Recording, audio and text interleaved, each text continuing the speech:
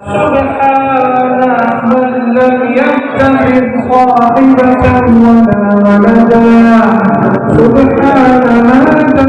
بسم الله الرحمن الرحيم. الحمد لله المتوحد بجلال ذاته وكمال صفاته المتقدس في نعوت الجبروت عن شوائب النقص وسماته، والصلاة على نبيه محمد المؤيد بساطع حججه وواضح بيناته، وعلى آله وأصحابه ہداۃ طریق الحق وحماتہ. تمام تعریفیں اس اللہ کے لیے ہیں جو یکتا ہے، اپنی بجلال ذاتی ہی عظیم ذات کے ساتھ، و کمال صفاتہ المتقدس، اور اپنی پاک اور اونچی صفات کے کمال کے ساتھ، فی نعوت الجبروت، اپنی غالب اور اونچی اونچی صفات کے ساتھ نقص اور عیب کی ملاوٹوں سے پاک ہے.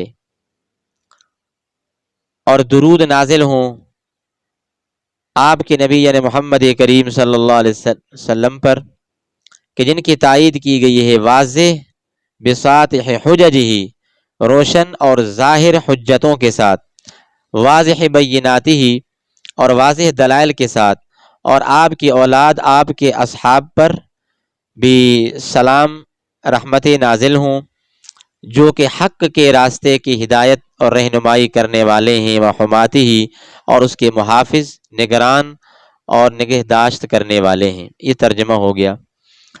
ایک دو باتیں اس سے پہلے ادھر دیکھیں بھائی، کہ یہ جو آپ کتاب پڑھ رہے ہیں اس کا نام ہے شرح العقائد. عقائد کے متعلق اس میں مباحث اور مضامین چلیں گے،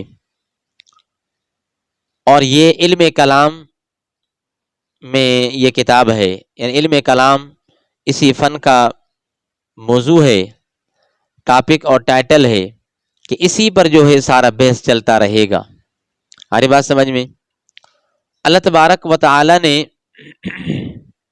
تمام انسانوں کے لیے اسلام ایک ایسا مذہب عطا کیا ہے جو فطری مذہب ہے،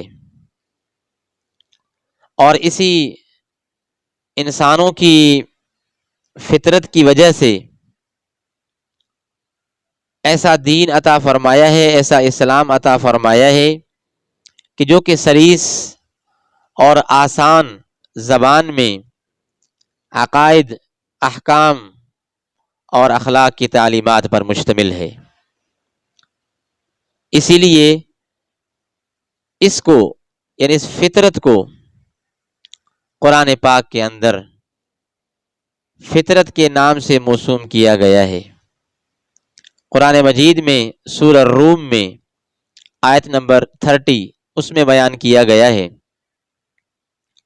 کہ فطرت اللہ التی فطر الناس علیہا فاقم وجہک للدین حنیفا فطرت اللہ التی فطر الناس علیہا لا تبدیل لخلق اللہ ذالک الدین القیم.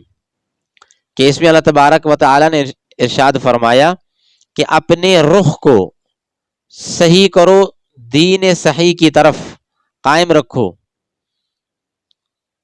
اور اللہ کی فطرت پر چلو، جس فطرت پر جو ہے انسانوں کو پیدا کیا ہے، اور اللہ کی فطرت میں کسی قسم کی کوئی تبدیلی نہیں ہوگی. اور اسی مضمون کو حدیث پاک کے اندر بھی زیادہ وضاحت کے ساتھ بیان کیا گیا ہے.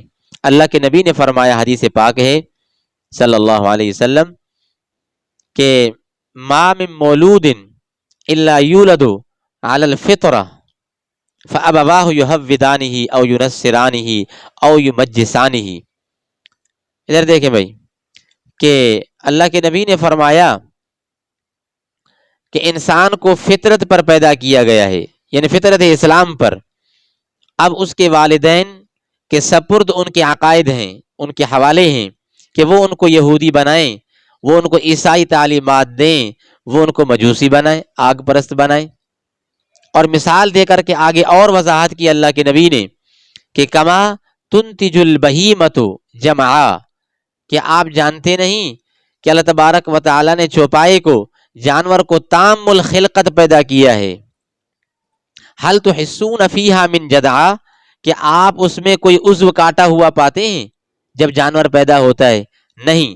اسی طرح جو انسان، جو بچہ پیدا ہوتا ہے، وہ فطرت اسلام پر، کوئی بچہ بھی ہو، یہودی کا ہو، عیسائی کا ہو، انگریز کا ہو، کسی کا بھی ہو، وہ فطرت اسلام پر پیدا ہوتا ہے. آگے ان کے والدین ان کے عقائد کو تبدیل کرتے ہیں.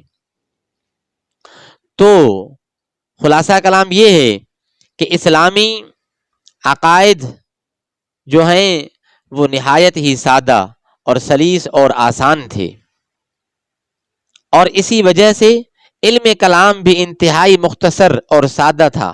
یعنی عقائد وہ سلیس اور آسان تھے، لیکن پھر کیا ہوا کہ بیرونی سازشوں کے سبب کچھ اختلافات سیاسی پیدا ہوئے، اور پھر ان سیاسی جماعتوں نے اختلافی اس سیاسی اختلافات کو انہوں نے مذہبی اختلافات لباس پہنانے کے لیے عقائد کے اندر تأویل اور تلبیس، بلکہ تحریف اور رد و بدل کا عمل شروع کیا. عقائد کو چینج کرنے کی انہوں نے کوشش کی کہ عقائد کو تبدیل کیا جائے. تو اسلام کے وہ جید علماء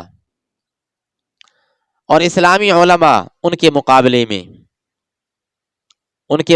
میں انہوں نے اپنی توجہات مبذول کرانے کی کوشش کی، اور توجہات کے مبذول کرانے کو محسوس کیا کہ اب ہم بھی میدان میں آ جائیں. چنانچہ میدان میں آ گئے. دوسری صدی میں خلیفہ منصور کے دور میں، المتوفا 158 کے زمانے میں، 158 کے زمانے میں، جب دنیا کی تعلیمات کا عربی زبان میں ترجمہ کرایا گیا، تو پھر عقائد کے متعلق، اسلامی عقائد کے متعلق مزید بحثوں کا دروازہ کھل گیا. پھر علماء میدان میں آ گئے.